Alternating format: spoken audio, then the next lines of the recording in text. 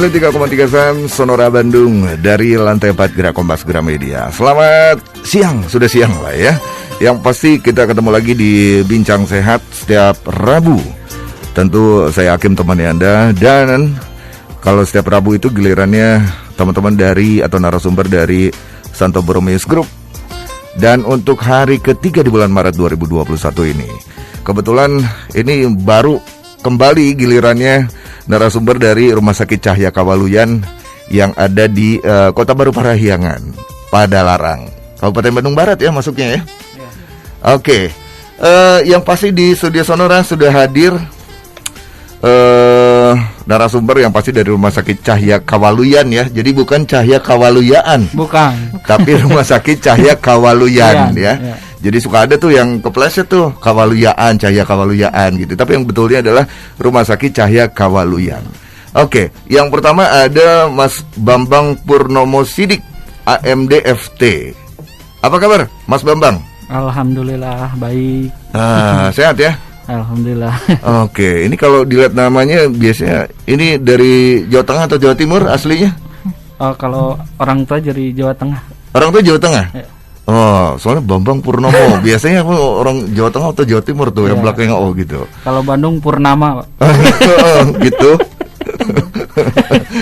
Tapi memang asli lahirnya di mana? Lahir Bandung. Lahir Bandung ya. Sama. Jadi ini gado-gado ya gitu ya. Oke. Yang pasti kalau Mas Bambang ini fisioterapis ya.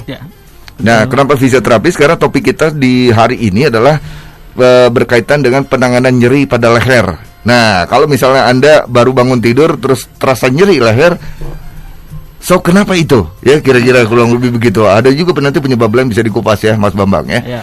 Oke, satu lagi ada dari ini nih dari bagian promosi kesehatan, Mbak Feby. Apa kabar? Baik Pak, Alhamdulillah. Ini kayaknya kali pertama kita ketemu ya? Iya, betul. Dan di giliran tahun ini juga ya Cahya Kawaluyan mengisi lagi di sini ya? Iya. Di Bincang Sehat. Ya, Mbak Feby, kalau dari ini pasti lahirnya bulan Desember ya? Bapak tahu aja. Kalau dari namanya jauh ya? Iya, jauh Pak. Jauh.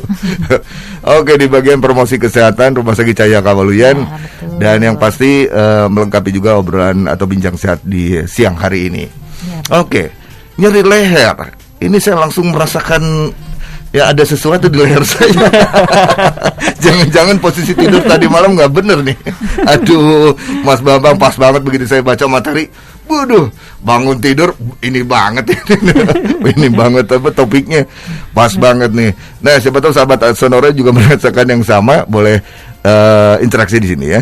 SMS atau WhatsApp 0811 190 1827 atau telepon juga bisa Anda pergunakan di 022 426 666. Oke, yang pasti saya ke Mas Bambang dulu. Mana tadi lupa ya. Nyeri pada leher. Ini sebenarnya kalau sebelum dibedah lagi gitu ya tentang penyebab dan seterusnya, kira-kira yang disebut nyeri, terutama nyeri pada leher itu biasanya di bagian mananya? Leher itu bagian mana dan atau definisinya apa sih? Seperti apa? Ya, untuk nyeri leher itu ada banyak ya Pak ya. Terutama, tapi lebih spesifiknya biasanya dari mulai leher aja, tengkuk sampai ke pundak. Sampai ke pundak. Ya. Oke. Yang termasuk bagian leher itu tadi. Iya. Dari apa? Dari sini ya? Ya. Dari mulai tengkuk sampai ke pundak. Oke. Sampai ke pundak. Oke. Terus yang di definisi nyerinya, pokoknya di daerah situ aja ya. Kalau di situ terasa nyeri gitu, berarti ada sesuatu di situ. Ya. Jadi di antara itu adalah di definisinya sendiri adalah dari antara adanya penekanan, bisa dari tekanan dari otot yang tegang atau mungkin bisa juga dari penekanan radix, yaitu penekanan saraf lehernya juga. Oh, saraf leher. Oke. Dan ini nyeri leher ini apa ya? Penyebabnya apa sebetulnya? Apa karena tadi mungkin ya saya termasuk yang salah posisi tidur. Nah, ini kalau posisi tidur juga sebaiknya yang seperti apa gitu posisi tidur? Atau mungkin penyebabnya biasanya dari mana sih, Mas Bambang? Untuk nyeri leher ini penyebabnya banyak ya, dan banyak kan nggak sadar gitu. Mhm. Pertama nih di era WFH ini kebanyakan kan sama gadget, sama komputer, rebahan gitu kan. ya. Rebahan kalau nggak bisa berjam-jam nunduk untuk pegang gadget. Online terus ya. Betul. Udah gitu dari posisi tidur biasanya udah asal-asalan aja. Yang penting dapat posisi nyaman, PW gesernya udah langsung mager lagi ya. Mager. Udah tanpa memperhatikan posisi yang baik lah, yang benar ya untuk bagian leher terutama ya. Betul. Oke. Nah, yang jelas kalau misalnya posisi ini aja lah, posisi tidur aja lah gitu. Baik. Itu posisi tidur yang baik seperti apa? Karena saya sempat baca juga ada yang katanya posisi bantal nih. Ketika kita tidurin bantal gitu ya. Jadi posisi bantal itu berada di antara apa sih? Ini tengkuk ya? Iya, tengkuk. Tengkuk dan bukan di bagian belakang kepala. Bukan. Ya. Itu sebenarnya yang posisi yang baik di mana sebetulnya? Nah, saya pengen konfirmasi nih. Ya, untuk posisi yang baik di dalam tidur itu sebenarnya yang pertama nih, kalau misalkan kita posisikan pas di atas kepala itu salah.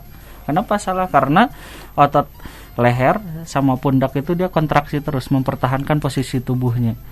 Jadi menyebabkan spasme tadi, ketegangan ototnya. Spasme. Nah, udah tegang otot pasti timbullah nyeri. Nah, posisi yang baik seperti apa sih? Yaitu posisi baiknya adalah gunakanlah bantal di posisinya dia justru malah nyampe agak ke pundaknya sedikit. Oh, jadi menopang leher dan sebagian pundak ya. Nah, dan jika dalam posisi terlentang itu usahakan justru malah kalau kita biasanya kan selalu di belakang tumit diganjel bantal nih di bawah. Nah, justru posisi yang baik itu adalah di belakang lututnya. Jadi kepala disangga bantal, belakang lutut disangga sama gulingnya. Gitu. Oh, gitu. Jadi di bawah lutut itu sebaiknya disangga juga ya? Iya, itu lebih. Jadi si tulang vertebranya, tulang belakangnya dia lebih flat sehingga otot-ototnya dia lebih rileks. Oh iya, sebentar saya sambil bayangkan gitu. Berarti selama ini saya posisi tidur salah. Iya. Oh, pantesan ya gitu ya. Jadi terutama kalau untuk lansia sih itu yang lebih sensitif, yang harus diperhatikan. Iya. Karena kan lansia itu udah elastisitas ototnya udah beda ya dengan yang muda ya, masih lebih bagus. Nah, lansia itu dari usia berapa sih, Mas Bambang termasuk lansia? Mulai dari usia berapa itu? Lansia itu dari 50 ke atas, Pak. 50 ke atas. Ya. Oke, yang jelang-jelang 50 lansia awal ya. Lansia awal. menuju. Jadi posisi tidur harus benar karena itu juga yang akan mempengaruhi nanti hasilnya. Hasilnya artinya ketika kita bangun tidur, ketika merasakan bugar berarti posisi tidur kita benar gitu. Betul, ya. Kurang lebih gitu ya. Dan kebiasaan kita ada dua. Kalau nggak tidur terlentang, miring. Dan miring juga ternyata ada posisi bagusnya, ada posisi ergonomis yang paling benar ya. Yaitu ketika tidur miring, usahakan si pundak ini dia lebih rileks ya. Jadi posisi bantalnya dia harus lebih sejajar, nggak terlalu bawah, juga nggak terlalu atas. Jadi lebih stabil, lurus. Udah gitu, usahakan harus meluk guling. Wow. Oh, harus guling itu. Hidup. Buat yang memang sudah punya pasangan ya. Guling. Jadi supaya apa meluk itu guling? Ya, lebih ke postural tetap. Membuat rileks lagi gitu ya. Jadi dengan posisi itu di mana semua ototnya dia lebih rileks, nggak ada yang kontraksi sama sekali. Miring ke kiri atau ke kanan bagusnya? Sama aja sih. Sama aja. Yang penting intinya bantalnya sejajar sama meluk guling itu aja. Oh gitu. Berarti kalau miring itu posisi bantal apa di atas pundak atau gimana? Iya, pas ini aja, pas leher. Oh, jadi pas leher aja. Gitu. Oh, iya kalau ya posisi terlentang ya pundak keambil jadi jingjat atau nanti tidurnya. Iya. Dan jangan sampai kayak nidurin tangan gitu. Itu kurang baik. Jadi kadang ada nggak mau bantal nih pakai tangan gini aja. Benar. Nanti tahu-tahu begitu bangun udah kesemutan tangan. Oh. Karena apa itu? Iya. Tadi lagi ke kontraksi ototnya itu. Ketika kontraksi otot lehernya berlebih, otomatis di situ kan berkesinambungan di belakang otot itu ada radiksi, itu ada si sarafnya itu. Ketika posisinya nggak ergonomis dan tekanan terus menerus ya, kontraksi terus menerus, akhirnya neken saraf. Nah, ketika saraf lehernya tertekan, otomatis si serabut perjalanannya itu sehingga jadilah kram dan gitu kesemutan.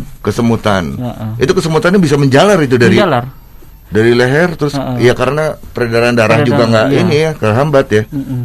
Dan yang penting diperhatikan juga di bagian leher itu ada banyak syaraf juga ya, jaringan syaraf ya. Iya. Oke, Mbak Feby, Ya. posisi tidur benar tadi malam? Saya ingat-ingat dulu ya. Nggak nyari leher kan? Nggak kan? Enggak. Oh, enggak ya? Oh, saya yakin pasti benar ini. Oke, kita break dulu, sahabat Sonora. Yang pasti Anda boleh share juga di interaksi di SMS dan juga WhatsApp ya. 081119011827. Dan yang pasti ada fisioterapis dari Rumah Sakit Cahya Kawaluyan, Mas Bambang Purnomo Sidik. Kemudian ada Mbak Feby juga dari bagian promosi kesehatan Rumah Sakit Cahya Kawaluyan, Kota Baru Parahyangan ya. Dan selain itu nanti bisa cerita juga tentang fasilitas mungkin Mbak Feby ya, boleh. di Rumah Sakit Cahya Kawaluyan, karena yang pasti kalau akses ke sana pun itu sekarang itu setelah keluar gerbang tol Padalarang ada rekayasa ya. Arus di situ karena ada rencana pembuatan jalan layang. Dari keluar tol Padalarang menuju Kota Baru ya. Betul. Jadi ada diputar-putar dulu lah di situ ya, karena ada penancapan tiang dan kabarnya juga hari ini ya, peletakan batu pertama pembangunannya ya. Oke. Ya mudah-mudahan lancar lah, dan ini ya tentu akan memudahkan juga akses ya ke rumah sakit, ke Kota Baru, semuanya lah ya. Harus itu macet banget itu beneran. Selepas gerbang tol Padalarang itu masuk itu kan udah diputerin juga ke Kota Baru ya, tapi tetap aja aduh volume kendaraannya luar biasa ya. Oke, kita lanjut lagi. Sementara buat sahabat Sonora yang mau tanya-tanya seputar nyeri leher, Anda boleh SMS atau WhatsApp 081119011827 ya. Sementara WhatsAppnya belum kebuka nih, biasa mungkin belum anget nih. Belum anget, mesti diangetin dulu, ampun deh. Oke, Mas Bambang, kita lanjut lagi. Yang pasti kalau berkaitan juga dengan nyeri leher, ada syaraf juga kan di bagian leher itu ya. Kalau misalnya nyeri leher ini berlanjut, gimana caranya kita tahu bahwa ini nyeri leher biasa atau mengindikasikan ke satu penyakit tertentu misalnya? Nah, gimana cirinya? Ya, kalau untuk ciri sendiri misalkan yang banyak orang susah bedain adalah nyeri leher karena kolesterol saya naik, atau benar, nyeri leher memang murni karena otot atau saraf lehernya yang terkena. Kalau misalkan pertama membedakannya adalah kalau misalkan terkenanya dari kolesterol, dia pasti ada penunjang lainnya. Jadi bukan hanya leher, dia pasti ada gejala kayak lemas, lesu, sama kaki biasanya ada bengkak juga gitu. Jadi nggak hanya lokal, dia pasti ada yang lainnya juga. Tapi kalau misalkan dia yang terkenanya hanya otot aja atau sarafnya aja, dia nggak ada lemas badan, nggak ada. Tapi dia hanya benar murni dari hanya nyeri lehernya itu gitu. Jadi selalu ada gejala lainnya penyertanya. Kalau misalkan dia dari penyakit gitu. Tapi kalau hanya dari otot dan sarafnya, dia lebih ke lokal aja sih. Gitu. Oke. Nah, ketika nyeri leher sudah berlangsung berapa lama ya? Sebaiknya diperiksakan lah gitu. Nah, jadi pada kondisi seperti apa gitu. Jadi ada yang yang akut, ada yang kronik nih. Ada dua tipenya nih. Kalau akut masih awal, masih bisa dengan stretching sendiri nih. Kebanyakan kalau di kita nih pasien-pasien saya yang datang ke rumah sakit ini udah kronik, jadi udah terlanjur nggak bisa noleh atau enggak udah nyeri, udah sampai kesemutan ke jari-jari baru datang ke rumah sakit.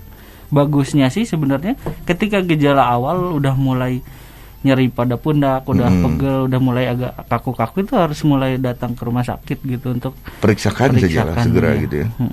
Daripada nanti tambah parah begitu. Iya, karena kondisi seperti ini dia bukan memperbaik gitu. Dan kayak kondisi nyeri leher ini dia hilang timbul. Tapi antara gejala range satu ke yang lain itu dia bakalan berbeda gini Pak. Misalkan nyeri leher pertama nih hanya pundaknya aja nih. Wah, nggak apa-apa lah, ini masih bisa diistirahatin kayak pakai apapun gitu kan.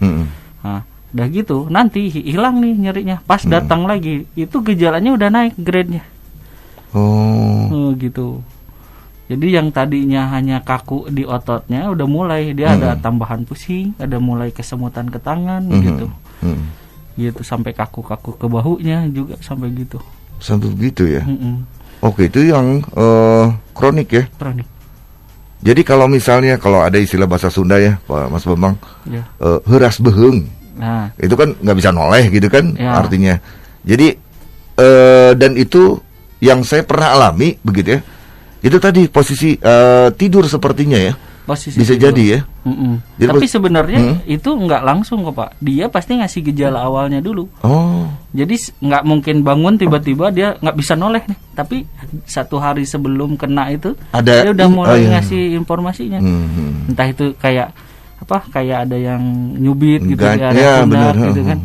Apa itu mulai kerasa pegel dikit. Nah, besoknya baru dia. Karena akumulatif tadi ketambahan pas udah nyeri dia nggak posisi yang benar tidurnya gitu. Oh itu ya. Oke, ini saya ke Mbak Bebi dulu deh. Mbak Bebi, untuk di layanan fisioterapis tentunya ya di Rumah Sakit Cahya Kawaluyan dulu. Yang pasti itu lengkap lah ya fasilitas di sana ya. Seperti apa mungkin nanti di bagian apa, dan apalagi sekarang masa pandemi mungkin ada SOP yang diterapkan juga mungkin, karena kan orang sekarang pengen berobat pun takut ada kekhawatiran lah gitu ya, bukan takut dari nakes menularkan. Nah itu gitu. Misalnya satu diantaranya, atau SOP-nya seperti apa gitu mungkin diterapkan sana. Kalau SOP nggak hanya di fisioterapi ya, di semua bagian kita sih kita udah standarisasi mengikuti protokol kesehatan sesuai dengan levelnya. Jadi kalau misalnya maksudnya sesuai dengan levelnya kayak gini.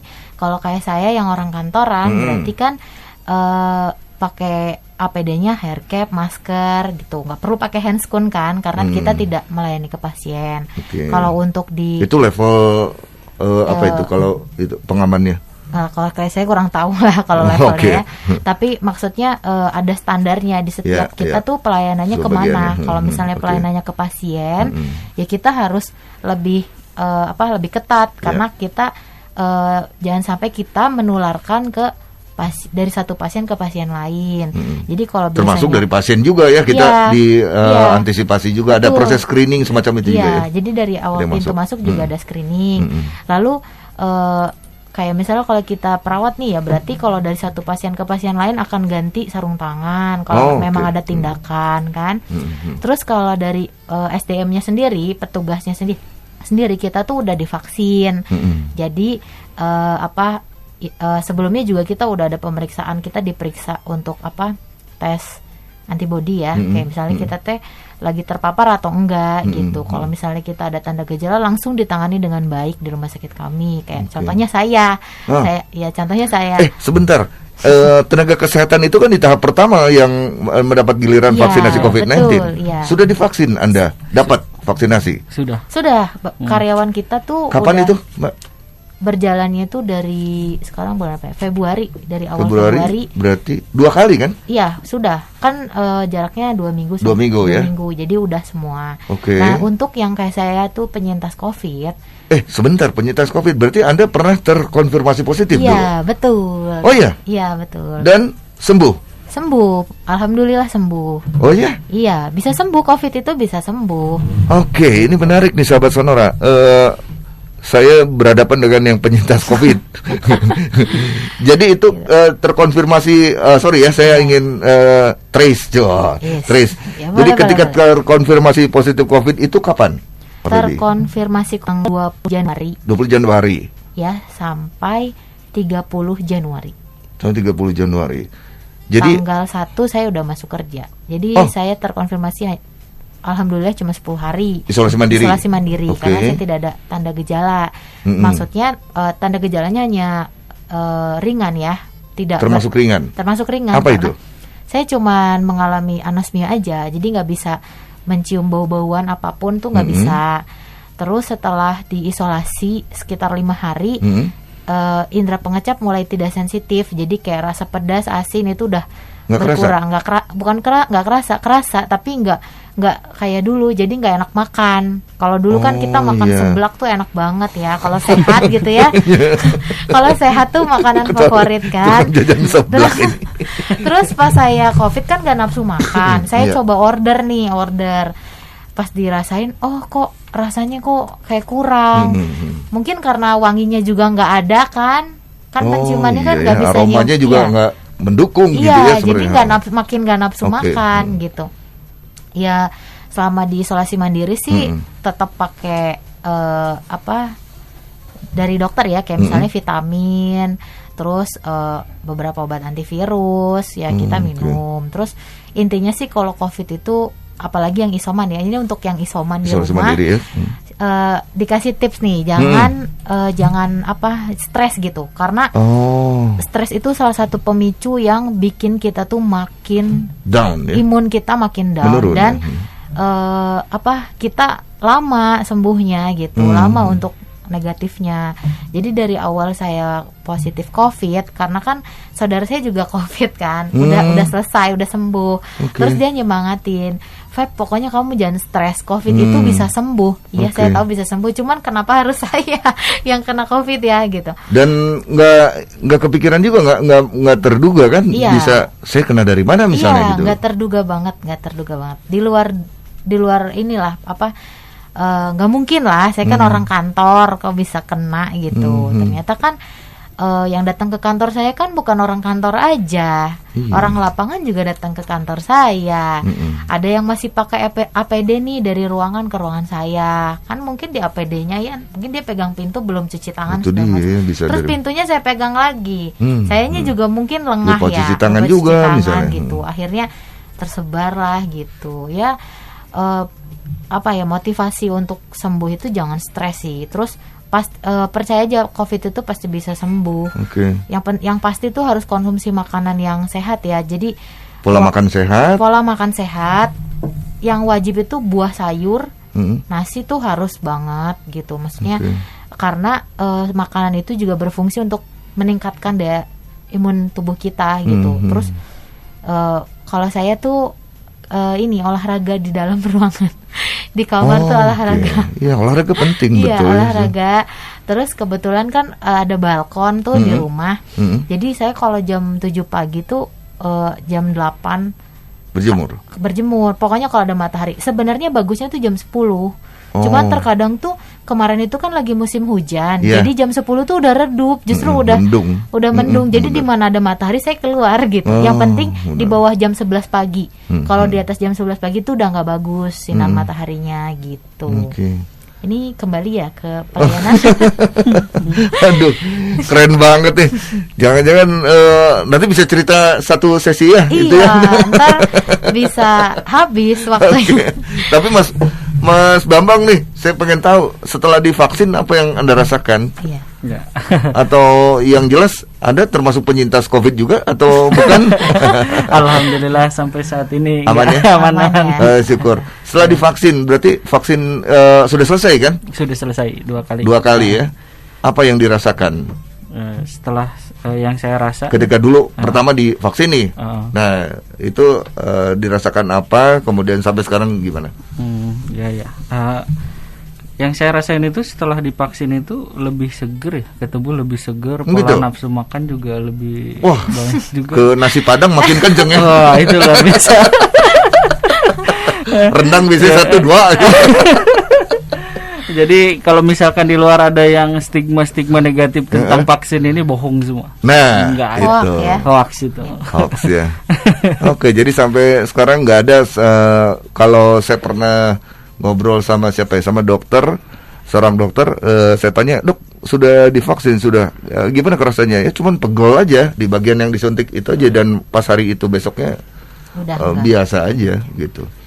Jadi ya tidak ada, artinya tidak ada efek lanjutan yang luar biasa, misalnya demam tinggi atau apa, enggak kan ya? Enggak ada. Nah gitu sahabat sonora, jadi yang pasti vaksin COVID-19 ini bagian dari ikhtiar namanya juga ya.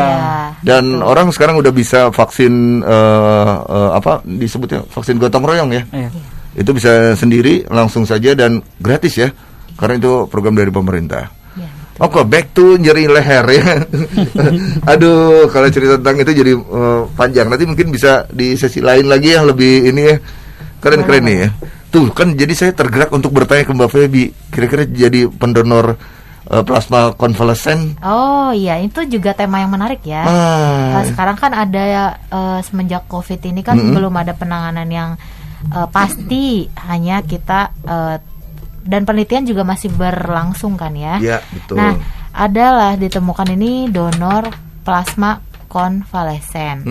Nah, donor ini itu adalah kita ngasih ini darah sih yang didonorkan, tapi plasma ini kan bagian dari darah. Jadi kita diambil darahnya yang udah pernah kena COVID, lalu akan didonorkan ke yang sedang menderita COVID dari level sedang ke berat. Jadi itu untuk meringankan gejala ya yang sedang dialami si penderita COVID ini gitu. Cuman saya nggak bisa donor karena syarat donor belum pernah melahirkan. Oh itu. Jadi saya sudah pernah melahirkan, jadi nggak boleh. Oke. Ya ada Gitu. beberapa kriteria ya yang bisa donor plasma ya. Iya betul, ada itu beberapa kriteria dan oke. salah satunya itu kalau perempuan tidak belum pernah melahirkan, atau hamil kayak gitu. Oke. Ada banyak ada lagi ya kriteria lain ya. Kriteria. Oke, di antara itu. Oke.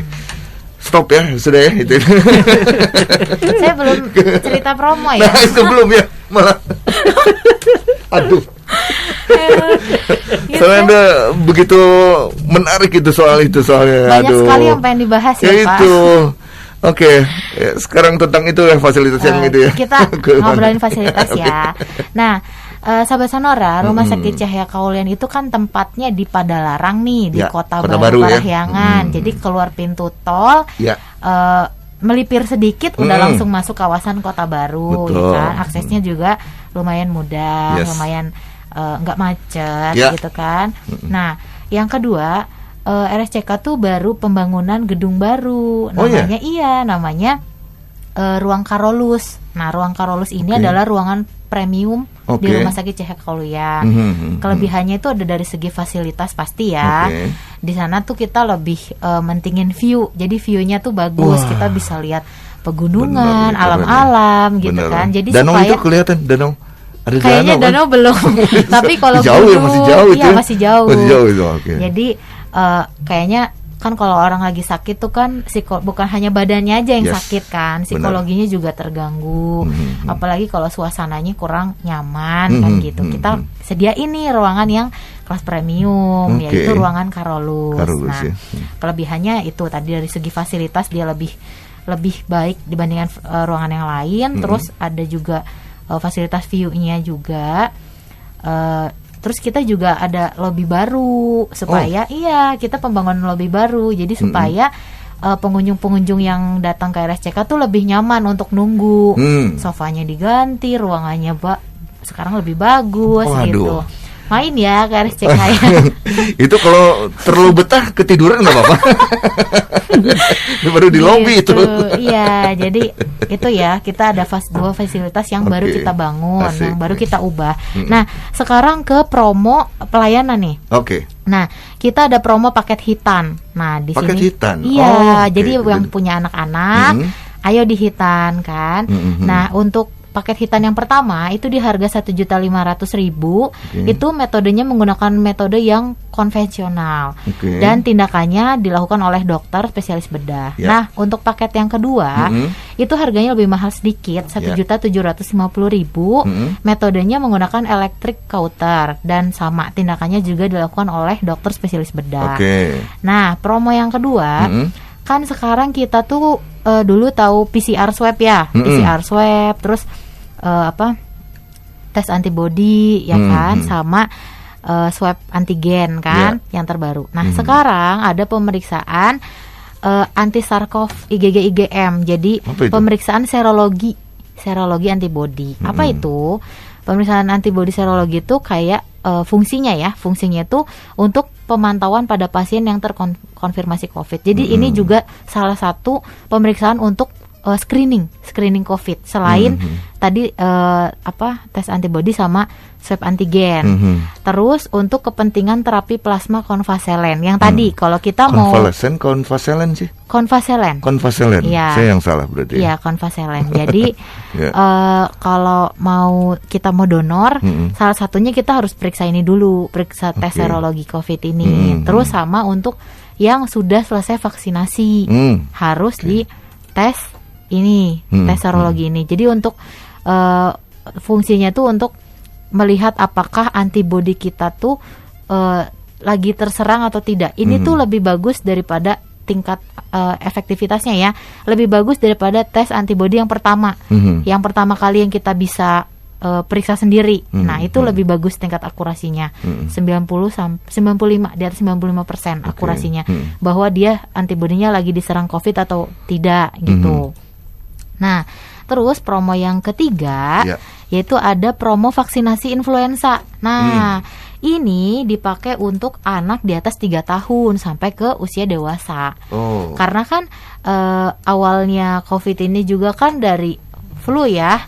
Kalau kita bisa vaksin influenza kan mungkin si tingkat gejalanya tuh lebih ringan, ringan ke sedang, tidak ada yang keberat. Jadi ini salah satu juga cara kita untuk mencegah terkena COVID kalau kita melaksanakan vaksinasi influenza selain vaksinasi COVID ya gitu. Ini lagi promo di harga 200.000 gitu. Jadi buat sahabat Sonora yang mau tadi melakukan tes serologi, mau bawa anaknya hitan, terus mau vaksin influenza, mau bawa anaknya untuk vaksin influenza di atas 3 tahun, boleh ke Rumah Sakit Cahya Kaluyan lagi promo. Nah, jadi silakan. Apalagi kalau memang lokasinya dekat gitu ya. Betul. Tapi kalau saya pikir aksesnya, kalau yang terpenting adalah akses kita bisa masuk tol gitu ya, itu aja. Dibanding cepat lewat kota ya. Lewat jalan arteri maksud saya itu bisa lebih lama. Kalau sudah ada akses tol ya itu justru yang lebih jauh pun kalau ada akses tol pasti dikejar gitu kan. Iya, betul. Lebih lancar. Mas Bambang, Mbak Febi, ini saya bacakannya ya yang interaksi ini dari Mang Mengmong. Saya pernah tidur sama pasangan saya katanya, kemudian tapi dianya nggak mau diam. Jadi bahkan ketika bangun tidur itu tahu-tahu saya sudah babak belur. Terkadang leher kena sepak katanya. Aduh. Terus barbar amat ini. Nah, itu kalau misalnya sakit leher itu bisa mengakibatkan trauma nggak sih? Atau bisa berlanjut juga sampai usia tua? Apa yang bisa bikin lebih parah gitu misalnya? Bisa berlanjut nggak sih atau gimana, Mas Bambang? Ya, kurang lebih itulah yang saya tangkap. Kalau untuk nyerinya itu sendiri, itu bisa berlanjut enggaknya tergantung aktivitas fungsionalnya sehari-hari, gitu. Misalkan dia kerja di depan laptop nih, gitu kan, udah pola tidurnya nggak bener, dia nunduk terus nih karena posisi duduknya nggak ergonomis, nggak baik. Nah, itu jika terus menerus pasti nanti bakal berlanjut gitu. Nanti kondisinya makin tua makin kronik gitu, makin parah. Jadi sebaiknya kalau yang memang pekerjaannya, profesinya misalnya duduk lama, itu sebaiknya seperti apa? Nah, cari posisi duduknya yang seperti apa yang baik? Pertama, jika kita harus berjam-jam kayak di komputer gitu kan, kerjaan kita, usahakan pertama dari posisi tubuh nih harus ergonomis, harus lebih rileks. Nih, jangan terlalu tegak juga, jangan. Misalkan di belakang tempat duduk nih kasih bantalan. Jadi udah lebih rileks gitu. Bagian ini ya punggungnya, cangkeng istilahnya ya, kalau yang supaya cangkeng diganjal bantal. Itu tujuannya apa? Supaya nggak neken juga ke saraf pinggangnya. Ketika otomatis posturalnya bagus, posisinya bagus, itu ke atas juga pasti bakalan perbaikan juga sama gitu. Tapi kalau dari bawahnya udah jelek, pasti dia akan ngebungkuk otomatis. Dan pola leher juga pasti ngikut karena pasti ngejar nyamannya kan. Tapi ketika posisi duduknya udah nyaman, udah bagus, sudah sesuai, otomatis lehernya pun otomatis naik, udah nggak perlu kita tegak-tegakin. Karena udah terbiasa, terbentuk lah gitu. Terbentuk bagus. Gitu. Iya. Oke. Nah, kalau misalnya ini supir misalnya kan itu sering banget tuh duduk ya. Berjam-jam gitu pakai naik mobil juga sama. Naik mobil sama, sebaiknya. Lebih ke posisi ergonomisnya harus bagus. Dia dari sandarannya kan sekarang udah banyak tuh yang jual sandaran pinggang juga kan. Iya, betul. Jadi posisi duduknya nggak boleh juga terlalu tegak. Jadi usahakan serileks mungkin, cari posisi yang rileks gitu ya. Dan kakinya juga nggak boleh terlalu tegak juga. Dia harus agak lebih lebih menjulur renggang gitu lah ya, jadi supaya bisa agak selonjor gitu ya si kaki itu ya. Karena ketika beban tumpuknya nggak bagus, otomatis ke posturalnya juga jadi nggak bagus. Akhirnya efeknya selalu supir-supir itu, pasien yang saya temui di rumah sakit, kasusnya adalah nyeri pinggang, ya udah lebih ke penjepitan saraf akhirnya. Gitu. Yang dibilang saraf kejepit gitu. Itu. Padahal awal mulanya dari ototnya dulu yang kena dia. Kontraksi terus, posisi kontraksi otomatis tegang dulu nih ototnya. Otomatis kan nyari yang lebih enak nih. Ketika ngejar enak itu bukan ke posisi yang baik. Justru salah itu posisinya. Wah. Artinya kalau nyeri leher ini ya, itu bisa nyambung juga ke nyeri pinggang, cangkeng gitu. Itu berbeda atau kasus. Berbeda kasus. Oke. Tapi ketika pinggangnya diperbaiki, otomatis ke atasnya juga dia otomatis juga perbaikan juga ke posturnya gitu. Dan dibiasakan juga jika kerjaannya padat nih, berjam-jam di dalam ngadepin komputer, itu harus dikasih stretching juga, stretching leher juga. Seperti apa olahraganya? Stretchingnya. Olahraganya sangat gampang sekali nih. Pertama kita posisikan rileks, tangan rileks, samping gantung. Angkat pundak ke atas full sampai kerasa si pundaknya ini kontraksi, tegang. Sahabat honor juga boleh coba tuh ya. Nah ini jadi pundaknya angkat, tahan 8 hitungan baru turun. Nafas gimana? Nafas normal aja. normal aja. Normal aja. Nggak pas ini turun terus buang gitu misalnya. Nafas normal. Nah ini untuk gerakan pertamanya. Nah lalu gerakan keduanya baru mulai sambil diiringi sama, kalau tadi ditahan, kalau sekarang mulai sama gerakan kontraksi. Jadi naik turun. Nah kalau yang pertama ditahan, kalau yang gerakan berikutnya naik turun 8 hitungan pakai 3 set juga. Nah setelah itu baru pakai yang rotasi putaran pundak maksimal. Kerasa kan? Benar. Sampai situ bunyi semua. Sampai kebayang. Gerakan yang benarnya kayak gimana? Jadi pas rotasi ke belakang itu, nih usahakan si tulang belikatnya agak sampai kerasa kontraksi. Benar-benar. Gitu. Nah itu ulangi 3 set masing-masing.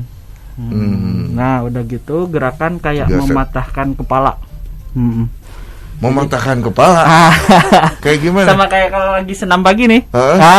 Tapi posisinya sambil duduk. Misalkan nih kita mau mematahkan ke arah kanan. Kan. Nah, tangan kiri kita dudukin. Jadi supaya nggak ikut kontraksi. Ini kita tangan kiri kita dudukin di bawah. Tangan di kepala, tarik ke arah kanan. Nah, sini. Ya gitu. Ya? Betul. Nah itu kerasa kan tarikan. Iya benar. Ini berapa lama ditahan? Itu 8 hitungan juga sama. 8 hitungan 3 set masing-masing. Iya. Ada yang kerasa Mbak Pepi? Dan usahakan benar-benar harus didudukin, soalnya kalau tangannya nggak didudukin, si pundaknya ikut naik. Iya benar ya. Jadi harus didudukin. Posisi gini aja. Gitu. Itu aja. Iya gitu tuh. Jadi atau ke telinga, megang telinga gini kan? Yang penting lebih ke narik. Gini ya ke. Itu ya. Ya itu posisi penting biasanya itu. Pas bangun tidur, misalkan agak nyeri lehernya, lakukan gerakan ini. Ini efektif banget, sangat efektif. Untung ada Mas Bambang di sini ya. Saya dapat jurus baru ini ya, untuk mengatasi nyeri leher. Jadi nyeri leher tuh bukan lari ke tukang urut ya. Nah itu dia, baru aja saya mau tanya, kan kebiasaan ada yang suka dipijat lah ya maaf ya, ada kebiasaan seperti itu loh. Nah jadi kita ngobrol nih, mungkin pengalaman rekan-rekan seperti apa. Cuman kalau yang saya tangkap itu lebih ke pengalihan nyeri. Pengalihan. Misalkan gitu? Nyeri pundak nih, kita datang ke tukang urut. Oke, saya lakukan. Yang dilakukan adalah tempat yang paling nyeri ditekan 2 kali lipat dari yang biasa. Bener. Ya kan? Itu nanti kata tukang urutnya apa? Oh, Mas, yuk kena cenah uratna. Yuk tahu pencet tuh ya. Akhirnya dia berani juga sampai neken saraf. Akhirnya yang terjadi adalah datang ke rumah sakit, kondisi ototnya udah kejepit. Dan ketika udah kejepit, saya jamin nggak bisa balik gitu. Ampun. Berarti bahaya ya ke tukang urut ya. Iya. Fisioterapi ya. Iya. Jadi yang lebih bisa dipertanggungjawabkan bukan ke tukang urut tapi ke fisioterapi. Iya. Fisioterapis ya. Iya betul. Itu.